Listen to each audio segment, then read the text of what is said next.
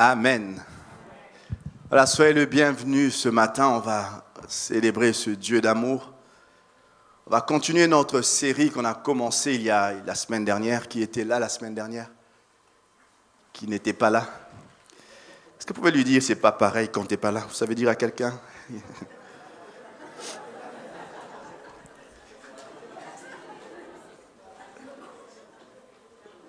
Alors, puisque vous étiez là, on va poursuivre. Je suis en train d'utiliser la tablette de mon fils. Donc, des fois, ça s'éteint. J'ai prévu une Bible au cas où. Un peu d'indulgence ce matin. On va continuer la deuxième partie ce matin. Christian a commencé à nous enseigner la semaine dernière. Retour aux actes. J'ai bien aimé le titre qu'il a choisi, aux actes, parce que c'est en même temps, on cesse juste d'être dans la théorie, on veut entrer dans quelque chose de beaucoup plus efficace, quelque chose de beaucoup plus concret, mais aussi aux actes parce qu'on retourne au livre des actes. On retourne au livre des actes. Alors il a parlé, il avait commencé à raconter l'histoire de Pierre et Jean qui, après la Pentecôte, juste dans les versets qui suivent au chapitre 3, on le voit entrer dans un temple pour adorer. Et là, il y avait un paralytique qui était là depuis des années. On le mettait là pour venir mendier.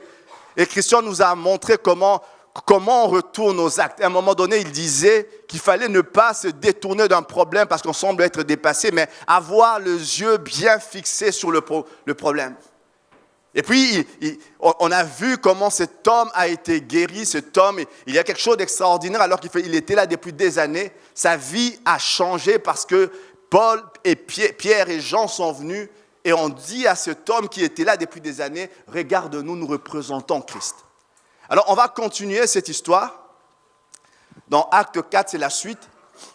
Tandis que Pierre et Jean parlaient au peuple, survinrent les sacrificateurs, le commandant du temple et les Sadducéens, mécontents de ce qu'ils enseignaient le peuple et annonçaient en la personne de Jésus la résurrection des morts. On saute. Ils mirent les mains sur eux et les jetèrent en prison jusqu'au lendemain, car c'était déjà le soir. Cependant, beaucoup de ceux qui avaient entendu la parole crurent et le nombre des hommes s'éleva à environ 5000. Et là, on ne compte même pas les femmes. Lorsqu'ils vinrent, on saute encore, chapitre 13, verset 13, lorsqu'ils virent l'assurance de Pierre et Jean, ils furent étonnés, sachant que c'était des hommes du peuple sans instruction. Ils les reconnurent pour avoir été avec Jésus. Ils étaient en train d'enseigner dans le temple, et là, tout d'un coup, il y a maintenant une forme de persécution. Ceux qui lisent la Bible savent que ce qu'on est en train de lire là, ce n'est que le commencement d'une persécution qui va aller. D'abord, on va tuer Jacques, et puis on va aller tuer Étienne, et puis ça serait une persécution folle, et puis les disciples vont se disperser dans tout le monde connu à ce moment-là. Ça commençait simplement par ça. Est-ce que vous comprenez que lorsqu'ils étaient en train, quand Jésus a été crucifié, quand nous lisons attentivement la Bible, on voit que les apôtres avaient peur.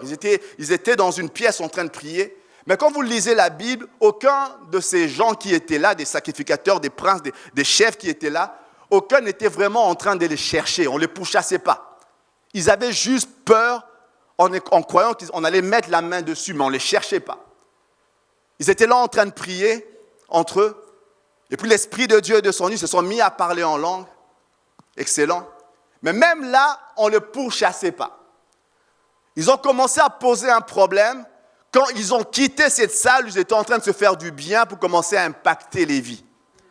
Nous devenons un problème pour l'ennemi quand nous cessons de quitter les 4 murs de cet endroit pour sortir et impacter les vies.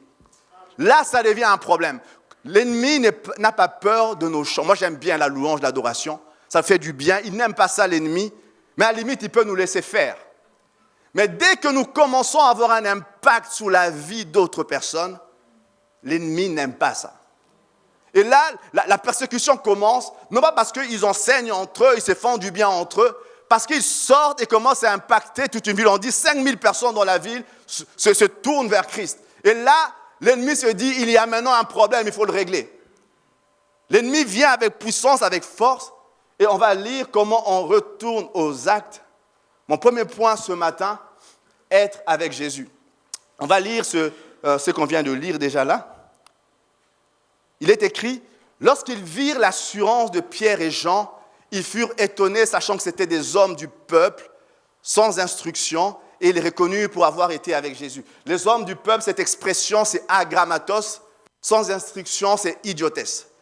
Est-ce que vous comprenez que quand on vous dit vous êtes un agrammatos idiotesse, il n'est pas en train de vous dire que vous êtes brillant. Sans connaître le grec ancien, le terme idiotesse a donné idiot. Quand on dit le idiot, c'est ça en fait ce terme. À l'époque, ça n'avait pas un caractère aussi péjoratif que maintenant, mais ça voulait quand même dire tu n'es pas le prochain Einstein. Ils sont en train de dire, ces gens qu'on connaît, c'était des hommes du peuple. Voilà pourquoi on ne les a même pas pourchassés, parce qu'ils avaient un mépris pour eux. Quand Christ est mort, personne n'était en train de dire où sont passés ses disciples. On ne lit pas ça dans la Bible. Ils étaient là en train d'avoir peur, parce que ces gens-là, ils avaient déjà tué d'autres chefs religieux avant. Et plus tard, on lira, il y avait un gars qui s'était levé, on l'avait tué, puis ils se sont dispersés. Et si ça ne vient pas de Dieu, ils vont se disperser. Un des sacrificateurs disait ça. Pour dire simplement, ils étaient considérés, ils étaient méprisés. Mais moi, j'aime ça. Il est reconnu pour avoir été avec Jésus. Il est reconnu pour avoir été avec Jésus. Des agrammatos, agrammatos ça veut dire illettré. Des agrammatos idiotesses, ridicules, ils étaient des gens du bas peuple, les gens qu'on méprisait, c'était des pécheurs. Est-ce qu'il y a des pécheurs ce matin, soyez bénis, mais à l'époque, ce n'était pas brillant d'être pécheur. C'était des pécheurs, pas en sang de péché, pécher le poisson. C'était des pécheurs qui vivaient loin, ils étaient méprisés par les autres. Mais la seule chose, quand vous lisez attentivement la Bible, on voit qu'au milieu des apôtres, il y avait toutes sortes de gars. Il y avait un gars qu'on appelait Matthieu, lui c'était un escroc. C'était un gars qui, déjà à l'époque, maintenant on n'aime pas les collecteurs d'impôts. Vous avez rempli vos fiches d'impôts? On n'aime pas ces gens-là, quand ils vous appellent en disant qu'on a des vérifications, vous êtes en train de trembler. Ici, maintenant ils sont honnêtes, s'il y en a ici, soyez bénis. Mais à l'époque, c'était des gens qui ils travaillaient pour l'occupant romain, et l'occupant romain ne faisait pas attention à combien il retirait. Donc lui, il pouvait taxer ce qu'il voulait, tant que l'occupant romain avait sa part, lui pouvait faire ce qu'il voulait. Donc ils étaient en train de truander le peuple réellement, et Matthieu faisait partie de ces gens-là. Matthieu faisait partie des disciples. Il y avait un gars qu'on appelait Simon le Zélote. Le Zélote, ça ne veut pas dire un gars zélé. Les Zélotes, c'était un parti de gens très remontés. C'était des gens qui revendiquaient un peu l'indépendance d'Israël. Et ils étaient des gens assez violents. Et ça fait partie de gens qui étaient autour de Jésus. Tous ces gens-là avaient en commun une chose que les sacrificateurs reconnaissaient. Ils est reconnu pour avoir été avec Jésus. J'étais en train de lire, j'étais content d'entendre ça, de me dire ça. Peu importe le passé que ces hommes avaient, ce qu'ils faisaient mettait tout le monde d'accord, ils étaient avec Jésus. On les rencontrait quelquefois quand Jésus multipliait les pains, ils étaient là en train de ramasser les restes pour les mettre dans un panier, ils étaient avec Jésus. Bien souvent, ils n'étaient pas en train de dire de grandes déclarations religieuses. C'était juste des gens qui, des fois, eux-mêmes étaient un peu abasourdis par ce que Jésus faisait, mais ils étaient avec Jésus. C'était le point commun qui réunissait tous ces gens un peu divers que les pharisiens méprisaient parce qu'ils n'avaient pas de connaissances, mais simplement, ils avaient un point, ils étaient avec Jésus. Ils étaient avec Jésus. Et c'est que ces gens étaient en train de dire, moi j'ai dit, waouh, extraordinaire pour un CV. Ils étaient avec Jésus. Alors, je ne sais pas quel est votre arrière-plan ce matin. Il y a peut-être des gens qui ont une grande instruction, d'autres qui n'en ont pas. Mais quand on voit comment Jésus a choisi ses disciples, le simple fait d'être avec Jésus change tout. Le simple fait de marcher avec Jésus était le point de départ que ces hommes avaient reconnu. Ils avaient vu que c'était des gens négligeables du peuple, mais ils avaient tout ce point-là, on voyait ces visages près de Jésus. Des fois, en train de faire des choses insignifiantes, certains d'entre eux étaient préposés à aller chercher à manger pour le groupe. On les voyait là, ils l'entendaient, et puis quand l'heure était arrivée, Judas ouvrait la bourse et tout le monde, ils allaient acheter un truc pour manger. Certains allaient préparer un endroit où dormir. C'était juste tout ce qu'ils faisaient, c'était ça. Mais ils étaient avec Jésus. Ils étaient avec Jésus. Et le jour de la Pentecôte, ces gens, et un moment... Excusez-moi. Un moment, on voit Jésus venir, plein de gens venir, il dit des paroles dures. Certains disent, mais qui peut entendre ce genre de paroles aussi dures? Plusieurs de ses disciples s'en vont. Un petit groupe reste, c'est les mêmes gars. Peut-être ne comprenons pas tout, pas très brillants tous. Et quand il dit agrammatos idiotes, c'est vrai, ils n'étaient pas des gens très brillants, mais ils étaient restés là avec Jésus. Et quand il fallait, et j'aime ce qu'on dit d'eux après, on va lire plus tard, des chapitres plus loin, ne les ayant pas trouvés, ils traînèrent Jason et quelques frères devant les magistrats de la ville en criant, ces gens-là qui ont bouleversé le monde sont aussi venus ici. C'était des agrammatos idiotes. Ces gens-là qu'on avait méprisés, ils avaient un point en commun, ils étaient avec Jésus et ils ont bouleversé le monde. Alors ce matin, j'aimerais dire à quelqu'un, le point de départ pour retourner aux actes, es-tu avec Jésus? Peu importe le passé, peu importe la lourdeur de ton passé, que tu aies été brillant, que tu sois le prochain Einstein ou pas du tout, ce qui est important, est-ce que tu marches avec Jésus? Vous savez, quand Jésus choisissait ses disciples, c'était des gens que vous et moi n'allions pas choisir. Il y avait des gens peu recommandables là-dedans. Il y avait des gens que, quand vous le regardiez, il n'y avait rien de bien brillant en eux. Mais Jésus a choisi ses disciples en sachant que la chose la plus importante, ce n'est pas ce qu'ils étaient avant, c'est ce qu'ils vont devenir dans ma présence. Dans cette église, nous sommes persuadés, nous sommes convaincus que chaque homme, chaque femme sur cette terre a été créé pour un but. Et notre rôle, votre rôle à chacun d'entre vous, c'est de le découvrir, c'est de l'accomplir, c'est de développer le but de Dieu pour vous. Découvrir, accomplir, développer le but de Dieu pour vous. Et quand Jésus voyait tous ces hommes qu'on traitait avec mépris, lui, il savait qu'en ma présence, même s'ils ne font rien, même si dans ma présence, leur rôle, c'était simplement de ramasser du pain, même si dans ma présence, leur rôle était d'aller garder, d'aller réserver des places d'hôtel ou d'auberge, même si dans ma présence, leur rôle était un rôle qui semblait être négligeable, mais ils étaient avec Jésus. Des fois, nous faisons des choses qui semblent non significatives. Bien des fois, dans ma vie chrétienne, quand je me commençais à servir le Seigneur, j'ai fait des choses qui paraissaient insignifiantes. J'ai fait des choses qu'à ce moment-là, j'étais juste chrétien, jeune chrétien, je venais servir Dieu. On a fait toutes sortes d'affaires. J'ai appris à construire des murs, j'ai appris à vider des fosses septiques. J'ai appris à faire toutes sortes d'affaires. Et à ce moment-là, on peut dire que c'est non significatif, mais le plus important, peu importe ce que tu es en train de faire, tu es en train de le faire pour le Seigneur. Tu es en train de le faire pour Dieu. Peu importe, à ce moment-là, j'étais à milieu de penser qu'un jour, je serais en train de parler avec des gens. On n'était pas là-dedans, c'était juste un besoin qui était là. Et quand je le faisais, je me disais, je le fais juste pour le Seigneur. Je le fais juste pour lui, sans autre arrière-plan, sans autre plan, sans autre agenda caché, c'était juste pour Dieu. Et quand tu l'as fait, tu le fais juste pour le Seigneur. Plus tard, quand le Seigneur commence à te conduire, tu sais que tout ça a servi pour quelque chose. Ce matin, alors que j'étais en train de préparer, le point de départ pour un retour à la vie des actes, c'est d'apprendre à marcher avec le Seigneur. Je prie pour ce matin, pour chacun d'entre nous. La question est, est-ce que tu es encore avec le Seigneur? Est-ce que tu marches encore avec le Seigneur? Est-ce que tu marches encore avec le Seigneur? Vous savez, la Bible dit en ce moment-là, quand Jésus est venu, quand Jésus est mort, il est ressuscité, même après sa résurrection, il y avait 500 personnes qui l'ont vu ressusciter. Mais ce jour-là, à la chambre haute, quand le Saint-Esprit est descendu, il y avait 120 qui étaient là. Les 380 autres, on ne sait pas où ils étaient. Des gens sympathisants, ils aiment bien le Seigneur, mais ils ont fui, à un moment donné, je ne sais pas où ils étaient. Et à un moment, on voit Jésus venir, il a nourri des milliers de personnes dans le désert. Et après là, vous savez, quand vous faites ça, vous devenez populaire, n'est-ce pas? S'il y a une multiplication d'argent ici, je vais devenir très populaire.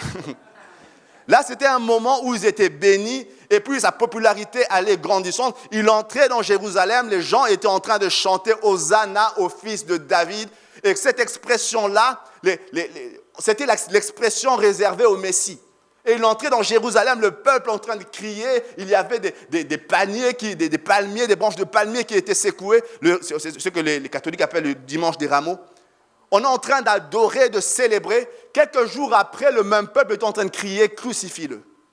Pour dire simplement, le Seigneur, marcher avec le Seigneur, ce n'est pas être un sympathisant pensant qu'il dit des choses bien. Ça, il y avait des tas de gens qui pensaient que c'était un gars bien. Il y avait des tas de gens qui pensaient que ce qu'il disait avait un sens. Il y avait des tas de gens qui pensaient, comme Judas peut-être, qu'il venait faire une révolution et que les Romains allaient être mis dehors. Mais le vrai message de Christ, le fait de marcher avec Dieu, c'est aller pas à pas au-delà simplement de ce que les autres voient, même quand ça devient dur, même quand tout le monde est dispersé, même quand vous avez peur pour vous-même, que ça soit vérifié ou faux, vous êtes dans sa présence. Dans cette église, notre but, notre désir est qu'il n'y ait pas simplement des croyants, qu'il y ait des disciples. Des gens qui, non seulement sont des sympathisants, pensent que le message de Christ est acceptable, le message de Christ est un message d'amour, c'est vrai. Quand on parle d'amour, c'est bien, mais le message de Christ n'est pas seulement ça. Et le fait de suivre Christ, ce n'est pas juste être philosophiquement d'accord avec ça. C'est vraiment tout laisser et le suivre. Vraiment tout laisser et le suivre. Nous venons défier un peuple à quitter cet endroit où on est un croyant, on devient un disciple. À quitter cet endroit où on est juste un sympathisant, où on devient quelqu'un qui décide de suivre Christ. Il y a un moment où Jésus met tout le monde au défi. Il dit, c'est lui qui met la main à la charrue et qui regarde en arrière n'est pas digne de moi. Et puis il dit toutes sortes de paroles. Et on dit, la majorité de ceux qui étaient là, on dit, mais qui peut écouter un truc pareil? Tout le monde est parti. Et puis Jésus regarde ceux qui restent, vous n'êtes pas partis. Et puis quand ceux qui sont restés là, il a commencé à leur dire toutes sortes de choses, de ce qu'ils vont devenir, de ce qu'ils vont accomplir. Parce que simplement, suivre Christ, c'est juste aller au-delà de l'effet émotionnel d'un instant. Vous savez, quand vous êtes en train, vous avez faim, vous avez écouté quelqu'un qui dit des choses extraordinaires, et puis là, tout d'un coup, un repas gratuit dans le désert, vous devenez très populaire. Vous savez, dans un endroit pareil, vous faites un appel, tout le monde se lève en priant, en chantant. Mais on sait très bien, ce n'est pas ce côté émotionnel qui est le plus important. Moi, j'ai vu des gens donner leur vie au Seigneur sans aucune émotion et qui sont encore dans le Seigneur aujourd'hui. J'ai vu d'autres pleurer comme des madeleines et qui, au bout de quelques mois, étaient loin du Seigneur. Parce que les émotions, c'est bien un moment. Moi, je ne suis pas contre les émotions. C'est bien un moment. Mais le plus important, c'est des décisions de vie. Des décisions de vie. Des gens qui, au-delà de l'aspect émotionnel, au-delà de le suivre un moment, on décide réellement de marcher avec lui. Alors, ma question ce matin, quand on vous regarde, on dira peut-être de vous, vous êtes un génie ou un grammatos idiotes. Je préfère le dire en grec, ça sonne moins violent. Mais est-ce qu'on peut dire, on peut vous reconnaître comme quelqu'un qui marche avec Jésus? Est-ce qu'on peut dire de vous, c'est quelqu'un qui marche avec Jésus? On peut dire, il y avait un passé, un gars qui a fait toutes sortes d'affaires dans le passé, mais on le reconnaît aussi comme celui qui était près de Jésus. Il ne faisait rien de significatif, mais il était là. Il n'était pas quelqu'un qu'on voyait, mais quand on voit des visages près de Jésus, on peut reconnaître qu'il y avait ce visage-là aussi. C'est le point de départ de tout. C'est le point de départ de tout. Quand on parle de retourner aux actes, c'est de cela dont il s'agit. Retourner à une relation vraie avec Christ. La plupart des gens disent, dans le cercle de Jésus, il y avait toutes sortes de gens. Il y avait la foule qui le suivait, qui venait pour des biens, toutes sortes. Il y avait des petits groupes qui étaient de plus en plus resserrés près de lui. Et quand vous lirez dans vos Bibles, il y avait souvent ces trois gars-là, Jean, Pierre et Jacques, qui étaient souvent près de lui. Et parmi les trois qui étaient plus proches, il y avait Jean qui semblait encore être plus proche de lui. Parce qu'on dit carrément à un moment, ils étaient dans une scène, Jean avait carrément sa tête sur le torse de Jésus. Pour dire simplement, il y a de degrés de proximité. Vous choisissez à quel point vous voulez être proche de Christ. Le Seigneur n'a pas d'acception de personne. Il ne dit pas, je vais aimer Stéphanie plus que Christian. Non. Le Seigneur nous aime tous de la même façon. Vous choisissez jusqu'à quel point vous voulez être intime avec lui. À un moment, il laisse le choix à tout le monde. Et puis, il dit des choses, les mêmes choses que tout le monde entend. Plusieurs s'en vont et un petit groupe reste. Et ce groupe-là reste jusqu'à la fin. Parce que simplement, il décide de suivre Christ, peu importe les difficultés, peu importe, au-delà de l'émotion d'un instant, on fait des choix pour suivre Christ. Ma prière ce matin pour chacun d'entre nous, et ma question, est-ce qu'on peut te reconnaître comme quelqu'un qui est avec Christ? Amen. Mon deuxième point ce matin, et ça j'aime ça, être avec Christ, être avec les autres, on va lire la suite. Après avoir été relâchés, ils allèrent vers les leurs et racontèrent tout ce que les principaux sacrificateurs et les anciens leur avaient dit. Lorsqu'ils l'eurent entendu, ils élevèrent à Dieu la voix tous ensemble et dirent, « Seigneur, toi qui as fait le ciel et la terre, la mer et tout ce qui s'y trouve. » On s'arrête là un instant. Ils ont eu une pression, ils ont eu des menaces. On leur a dit, ne prêchez plus jamais au nom. Et quand ces gens étaient en train de parler, ils étaient conscients qu'avec Christ, ça avait commencé comme ça, des menaces, des paroles, ça finit par une crucifixion. Et ces gens qui étaient en train de parler, ils avaient le pouvoir de leur faire du mal. Ils sont rentrés et ils allèrent vers les leurs. J'aime ça, ils allèrent vers les leurs. Est-ce que ça vous est déjà arrivé d'être en proie à des pressions? Non? Ça vous est déjà arrivé d'être angoissé? D'être dans l'anxiété? Qu'une nouvelle vous fait trembler, ça vous est déjà arrivé? Moi, dans ce genre de moment de foi, je n'ai pas assez de foi à ce moment-là. Mais je connais quelques personnes que je sais que je peux téléphoner. Ben, je sais qu'ils ne vont pas se limiter dans le commentaire, ça sera des hommes et des femmes de prière. Des fois, vous savez, vous faites face à quelque chose, vous êtes en train de prier, mais vous avez un mélange de foi et de peur qui se mélange là. Et puis là, vous savez appeler un frère, vous lui passez un coup de fil, et puis il te répond. Moi, j'ai un frère, il me fait rire. Il n'habite pas ici, vous ne le connaissez pas. Des fois, quand il m'appelle, il y a 2-3 jours, il m'appelle, j'ai raté son coup de fil. Puis je l'appelle, vous savez, vous l'appelez juste pour savoir comment il va. Ah, tu m'as appelé, comment tu vas? Ah, si, voici ce que dit Dieu. J'aime ça. Il dit, oui, bonjour, c'est le matin, bonjour. Et puis, il te laisse sans voix, tu restes juste sans voix. Pour dire, moi, j'aime ce genre de personnes. J'aime ce genre de personnes. Quand vous l'appelez, il ne va pas compatir et se mettre à pleurer avec vous. Tu sais qu'il va avoir quelque chose de Dieu à te dire. Il ne va pas se mettre à pleurer, oui, il est vraiment méchant, ce gars-là. Il va recevoir ton coup de fil, et s'il n'a rien à te dire, il va le dire au Seigneur. Il ne va pas venir aller raconter ton histoire à 10 000 personnes. Tu sais que tu peux compter sur lui. Peu importe si ça a été brillant ce que tu as fait ou vraiment ridicule, tu sais que c'est un homme de prière. Et quand les apôtres sont sortis de là, le cœur peut-être troublé, la Bible dit, ils allèrent vers les leurs. Ils allèrent vers les leurs. On va lire. Moi, j'aime ce terme grec. Ça revient 17 fois dans le Nouveau Testament, koinonia, ça parle de communion fraternelle.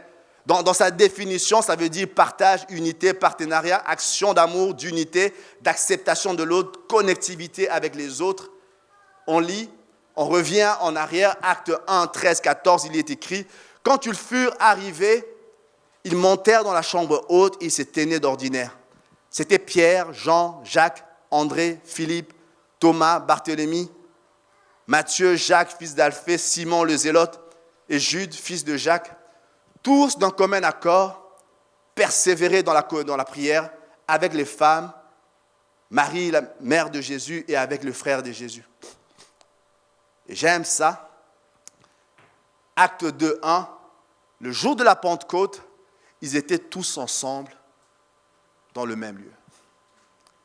Le jour de la Pentecôte, tout ce groupe-là, il y avait 120, on n'a pas cité tout le monde, mais ils étaient tous ensemble dans le même lieu. Des fois, quand on lit cette phrase, on dit, mais ils sont dans le même lieu, c'est déjà bien qu'ils soient dans le même lieu. Mais il rajoute, l'écrivain, Luc écrit, ils étaient tous ensemble dans le même lieu, parce qu'on peut être dans le même lieu sans être ensemble. On peut être dans le même lieu et ne pas partager le même cœur. On peut être dans le même lieu, géographiquement dans le même lieu, mais on n'est pas ensemble. Et il met un point en disant, ils étaient tous ensemble dans le même lieu. Et quand il dit ça, il est en train de dire qui était là.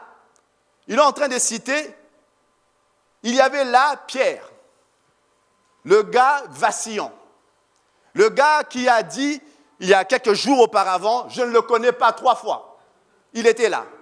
Il y avait Jean et Jacques. Jean et Jacques, ils avaient un surnom, les fils du tonnerre. Ce n'est pas parce qu'ils faisaient sonner le tonnerre, non. Parce que c'était des gens un peu brutaux. Il y avait André, il y avait Philippe, il y avait Thomas le cartésien, il y avait Barthélemy, il y avait Matthieu l'escroc. Il y avait Jacques, fils d'Alphée, il y avait Zélote. Vous savez, Simon le Zélote, je vais vous donner une image du Zélote. Le Zélote, c'est comme, vous savez, quand il y a des manifestations, vous avez des black blocs, des extrémistes d'extrême gauche en train de battre. C'était Simon. Ça va? Il y avait Jude, fils de Jacques. Tous d'un commun accord persévéraient dans la prière. Et je vais vous dire un secret, on va le dire lentement. Il y avait aussi les femmes. Quand il dit ça, quand il écrit ça, ce n'était pas un truc brillant à ce moment-là. Et Jésus est venu mettre tout le monde d'accord. Il dit, il y avait aussi les femmes. Il y avait Marie, mère de Jésus. Entre parenthèses, le 119 qui étaient là, ils ne se sont pas prosternés devant Marie. Non, ils étaient juste là avec Marie en train de chercher Dieu aussi. Ils étaient là tous ensemble avec Marie, la mère de Jésus. Et moi, j'aime beaucoup Marie. Mais je me souviens de cette parole qui lui a été dite quand Christ naissait. Mais toi, une épée te transpercera l'âme. Toi, une épée viendra te foudroyer. Et là, Christ est parti. Cette femme avec le cœur foudroyé était là aussi. Et quand je lis, je me dis, pourquoi est-ce que l'auteur prend le temps d'écrire tout ça pour que nous, vous et moi, nous sachions qui étaient vraiment les gars qui étaient le jour de la Pentecôte? Ça va nous ôter tout complexe en croyant qu'il n'y a que les parfaits qui méritent quoi que ce soit de Dieu. Parce que la liste qui est là est une liste effrayante. Il y avait des gens, des traîtres, Pierre était là. Il y avait des gens brutals, et tous comme ils étaient là le jour où quand Jésus a été crucifié, il y avait 3 qui étaient au bas de la croix, tous les autres avaient fui. Tous ces gens-là étaient là. Thomas, celui qui avait douté, était là. Matthieu, l'escroc, il était là. Simon, le gars brutal et politicien, il était là aussi. Et les maris, toutes les femmes qui étaient là. Dans les femmes qui suivaient Jésus, il y avait des prostituées, il y avait toutes sortes de gens. Elles étaient là. Marie, celle qui avait le cœur transpercé, elle était là. Ce matin, si on pouvait ouvrir le gilet de nos cœurs, on verra peut-être des gens au cœur blessé, à l'âme transpercée. Et moi, j'aime, au-delà de la souffrance qu'elle a vécue en tant que mère, elle était là. Elle était là. Elle était là. Pour moi, cette liste, on peut la ramener à aujourd'hui. C'est chacun d'entre nous qui sommes là. Des gens avec des horizons très divers, mais qui avaient ce point en commun que je viens de lire, ce sont des gens qui avaient été avec Jésus. Chacun avec son histoire, chacun avec un passé peut-être glorieux ou pas glorieux, chacun avec des accomplissements remarquables, d'autres des accomplissements minables, mais tous étaient là ce jour-là. Tous étaient là. Tous étaient là en train de prier, tous étaient là en train d'attendre quelque chose de Dieu, tous étaient là en train de recevoir quelque chose de Dieu. Ça, c'est l'Église. Et quand il y a eu des difficultés, la Bible dit ils retournèrent vers les leurs. Quand il y a eu des menaces, ils retournèrent vers les leurs. Vous savez, des fois, quand vous prenez un charbon, vous le mettez à l'extérieur du feu, du brasier, le charbon peut s'éteindre.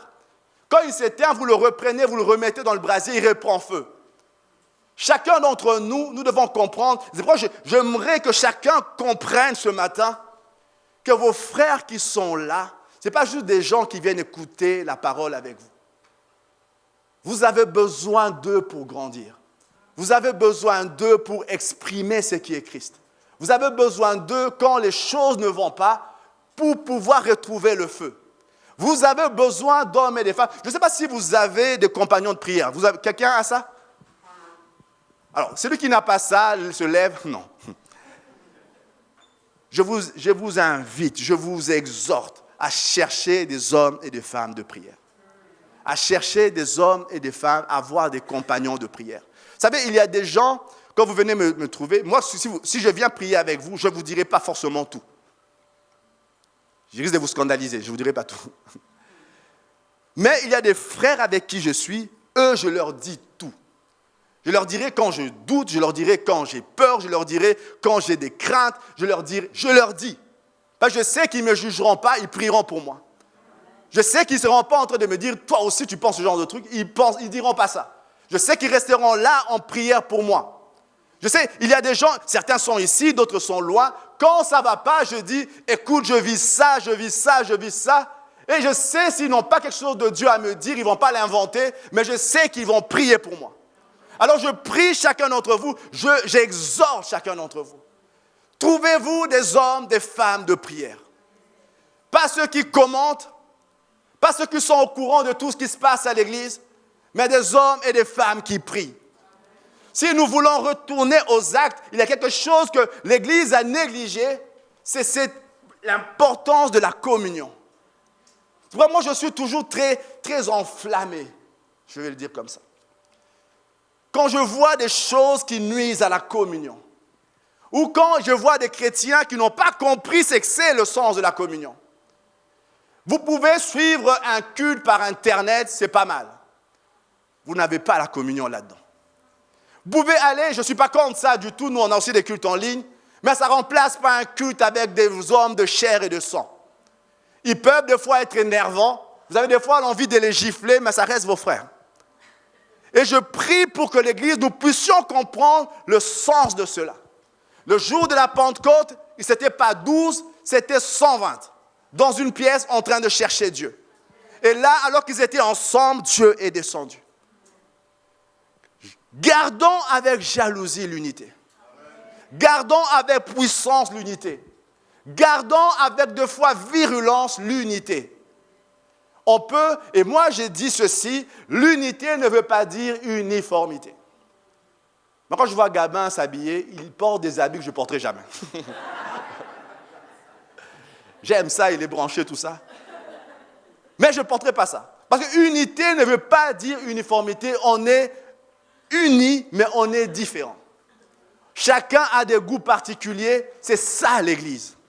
Des hommes d'horizons divers, des escrocs, soyez bénis, des gens qui ont avec un passé louche, mais avec une chose en commun, ils sont avec Christ, ils marchent avec Christ. Peu importe le passé, ils sont avec Christ.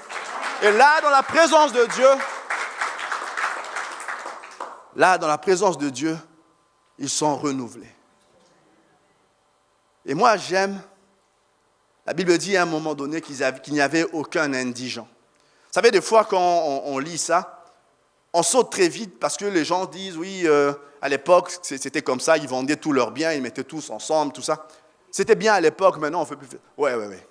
Le message est qu'ils avaient compris qu'il n'y a aucune justification dans le cœur de Dieu d'être insensible à celui qui souffre. Une église qui parle juste des choses extraordinaires et qui ne vient pas en aide à celui qui souffre, il y a comme... Vous savez, quand Jésus dit, à ceux-ci, tous reconnaîtront que vous êtes mes disciples, ce n'est pas à des miracles. Ce n'est pas à la façon dont vous allez vous exprimer. C'est à la façon dont vous allez vous traiter. Et les gens qui venaient là étaient impressionnés, non seulement par les miracles, mais ils étaient impressionnés par la façon dont ces gens se traitaient. Certains avaient des grands biens, ils le vendaient, ils venaient mettre au profit pour que les plus pauvres, et à ce moment-là, les pauvres, il y en avait plein, pour que les plus pauvres soient bénis. Celui qui était riche ne se considérait pas normal que lui reste dans la richesse et les autres dans la pauvreté. C'était une mentalité de l'Église à ce moment-là. Des fois, nous cherchons des fois des causes pourquoi nous ne vivons pas certaines choses. Moi, je crois qu'il y a des fois des choses à côté desquelles nous sommes passés qui ne sont pas impressionnantes, mais qui font partie du cœur de Dieu. Qui font partie du cœur de Dieu. Faire en sorte de bien traiter les autres, faire en sorte de considérer que l'autre qui est à côté est l'image de mon Père, c'est un fils de mon Père.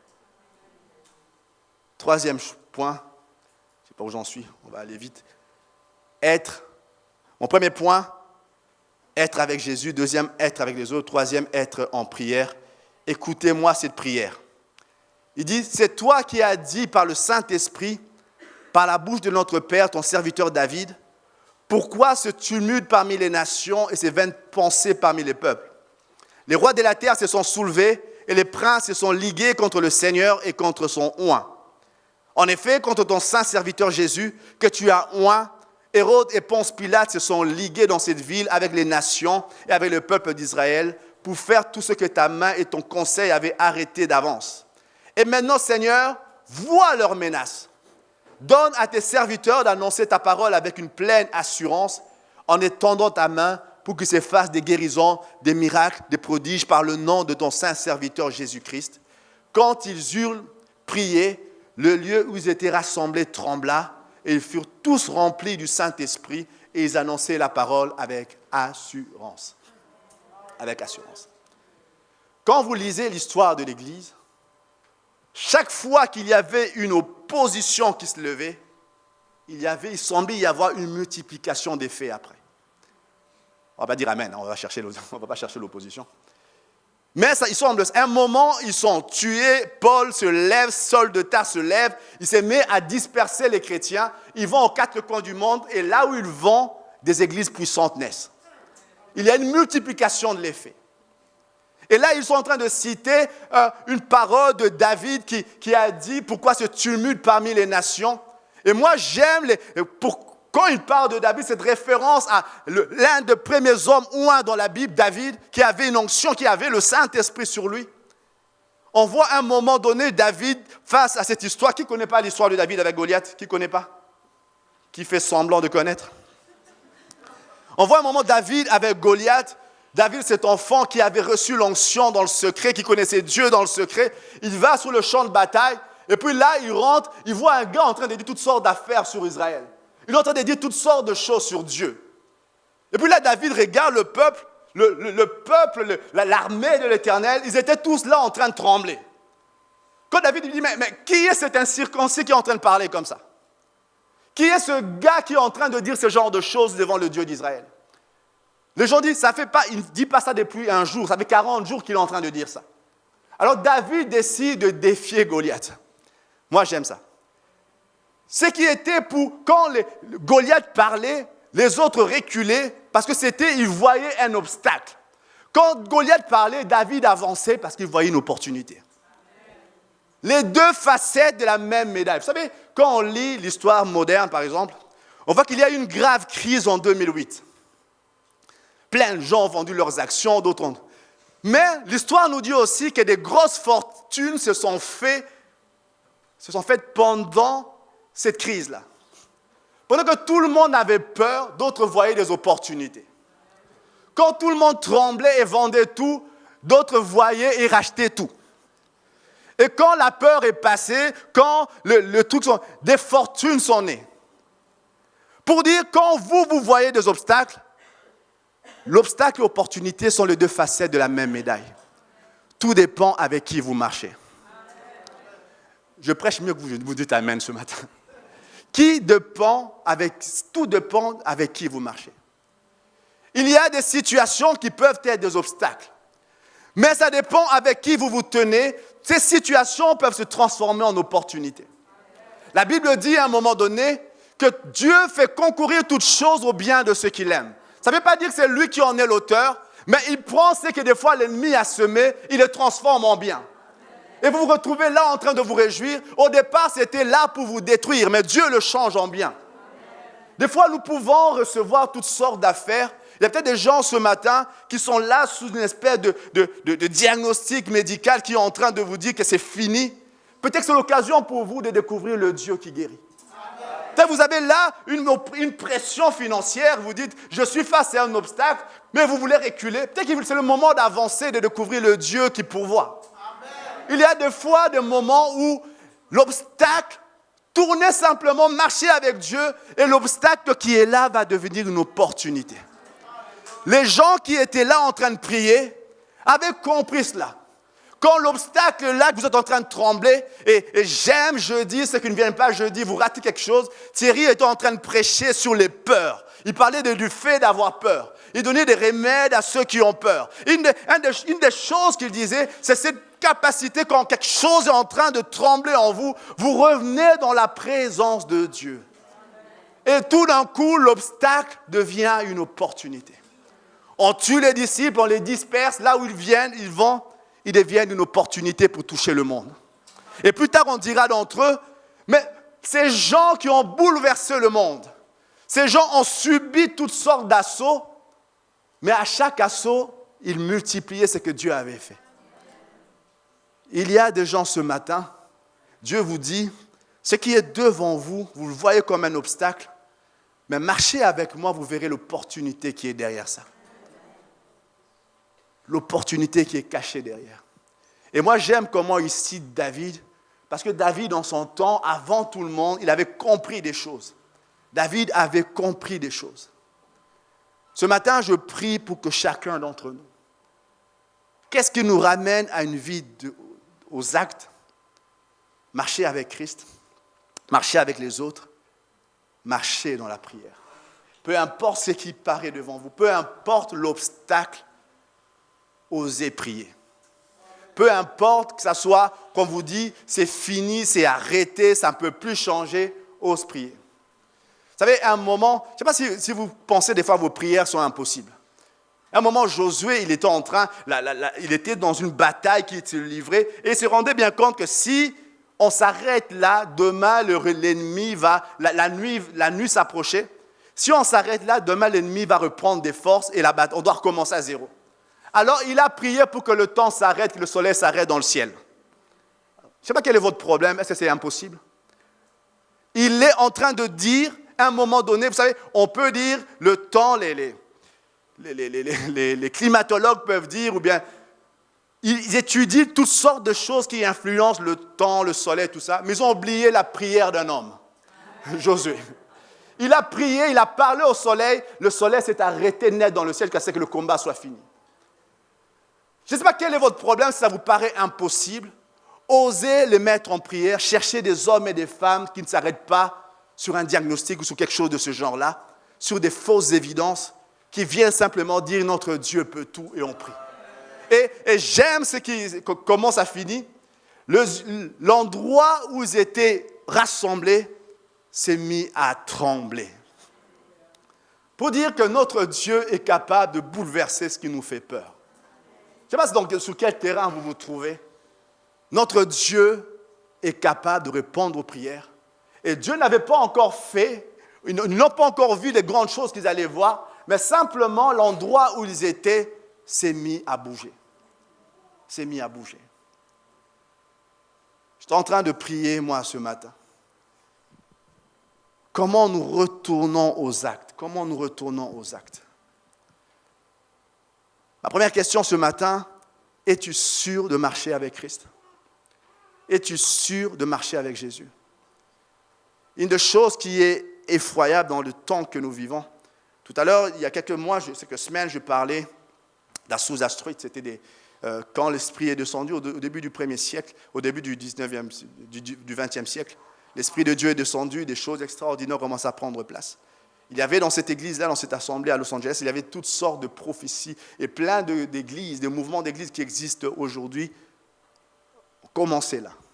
Et pendant qu'ils étaient en train de prier, il y avait toutes sortes de prophéties qui étaient dites, toutes sortes d'actions puissantes de Dieu. Et une des choses qui était dites, il disait, il y aura un temps à la fin du siècle présent, au début du siècle qui suit, un homme qui disait ça. Il y aura tout un peuple qui viendra, qui parlera de Dieu, qui chantera les louanges de Dieu, mais qui n'auront aucune relation avec lui. C'est juste un peuple qui suivra le mouvement. Ça sera des gens en train de louer toutes sortes de musiques, hymnes, c'était super, tout ça, mais qui n'ont aucune relation avec lui. Il y a ce passage dans la Bible d'hommes et de femmes, la Bible dit, c'est dans le livre d'Ésaïe, je pense qu'il dit, écoute, on mangera notre nourriture, on s'habillera comme on veut, mais donne-nous juste ton nom. Je ne sais pas si vous connaissez ce passage-là. Pour dire simplement, il dit, il y aura un peuple comme ça à la fin du 20. Il parlait de la fin du siècle, c'était du 20e siècle, le début du siècle qui suit. Tout un peuple de gens qui vont suivre le mouvement. mais qui n'auront aucune relation avec Dieu. Aucune relation avec Dieu. C'est-à-dire, ils connaissent le mouvement, ils connaissent les rites, ils savent quand Yolande est pieds nus en train de chanter, ça va partir dans un sens. On revient au message. Pour dire simplement, ils connaissent tout ça, mais eux-mêmes n'ont aucune forme de relation avec Dieu. Moi, des fois, c'est pas ici, je parle d'un pays que je connais. Je parle de mon propre pays, le Congo. Il y a quelque temps, il y avait un réveil qui est né. Et quand les gens se disaient chrétiens, tu savais qu'il y avait quelque chose en lui. Et puis, des années se sont passées, on rentre là, tout le monde est chrétien. Mais c'est aussi l'une des vies les plus corrompues que je connaisse. Et tu dis, mais ces gens, quand vous allez dans des églises, elles sont pleines. Et en semaine, c'est corrompu. Tu dis, mais ces gens, ils disparaissent en semaine. Pour dire simplement ceci, il y a plein de choses qui peuvent expliquer ça. Mais pour dire simplement, il ne suffit pas de suivre une foule et d'être dans un endroit. Il ne suffit pas de suivre une foule et de faire comme. Tout à l'heure, quelqu'un parlait dans ses prières d'apparence. Je crois que c'est Yolande qui disait ça. Que nous voulons être réellement, ne pas paraître simplement. Nous voulons être des chrétiens, d'hommes et de femmes qui connaissent Jésus, qui marchent avec Jésus. Pas d'hommes et de femmes qui paraissent être avec Jésus, qui paraissent marcher avec Jésus. Qui sont là les dimanches matins, qui louent, qui glorifient, mais qui ne vivent rien avec lui. Qui ne vivent rien. Qui connaissent les rites, qui connaissent les doctrines, qui savent qu'on est pour ça, on est contre ça, mais qui n'ont rien avec Jésus. Rien. Ils chantent, ils dansent comme nous. Ils parlent comme nous. On dit presque les mêmes choses. Quand on dit des choses qui touchent, on applaudit. Mais au-delà de l'atmosphère d'un moment, de l'émotion d'un moment, on sort d'ici et puis plus rien. Quand on est face aux défis, on réagit comme quelqu'un qui ne connaît pas Christ. Quand on est face à des difficultés, on parle comme quelqu'un qui ne connaît pas Christ. Et des fois, on vient dire, lui, il est chrétien. Tout le monde te regarde, qui lui? Non, il est chrétien, c'est vrai. Non, je connais depuis 2 années, je ne connais pas chrétien, ce n'est pas possible. Non, je le connais, mais lui, il réagit comme ça. Non, ce n'est pas possible. Ce que tu dis, ce n'est pas possible. Parce que simplement, vous savez, dans l'armée de Dieu, il n'y a pas d'agent secret. Un infiltré en douce, tout ça. Il n'y a pas d'agent secret. Je prie ce matin pour des hommes et des femmes qui marchent avec Christ. On va chanter juste ce chant, je demanderai au groupe de louanges de venir. C'est le point de départ de toute vie, de tout retour aux actes. Imparfaits qu'ils étaient, on les reconnaissait pour une chose, ils marchaient avec Christ. On ne les reconnaissait pas parce qu'ils étaient éloquents, brillants, intelligents. Ce n'étaient pas des futurs Einstein, pas du tout. Ce n'étaient pas des prix Nobel de quoi que ce soit. C'était juste des gens du peuple, agrammatos, idiotes, mais qui avaient ceci de puissant. Ils étaient avec Christ. Ils étaient avec Jésus. Alors ce matin, alors qu'on a la tête baissée, les yeux fermés, avant d'aller sur toute autre chose, avant de dire, on va prier tout à l'heure pour des gens qui font face à des obstacles, on va prier pour les malades ce matin. Je vais simplement dire à quelqu'un ce matin, où en es-tu dans ta marche avec Dieu? Où en es-tu? Où en es-tu? Où en es-tu? Dieu t'appelle à une vie de communion avec lui. Dieu n'a pas quelques chouchous qu'il affectionne particulièrement. Il veut que tu sois proche de son cœur. Il a les bras grands ouverts devant toi et t'appelle à venir dans sa présence. Ces gens qu'on a lu tout ce monde, ils avaient tous en commun une chose. Ils ont traversé les rues de Galilée, ils ont traversé les rues de Jérusalem avec Christ. Certains ne disaient rien, ils n'étaient pas connus. Barthélemy, jamais vous lirez dans la Bible une histoire sur Barthélemy. On ne dit rien de lui, mais il était là. Il y a des gens dont on parle un peu, d'autres on ne dit rien du tout, mais on sait qu'ils avaient une chose en commun. Ils étaient là avec Christ. Ils étaient là avec Jésus.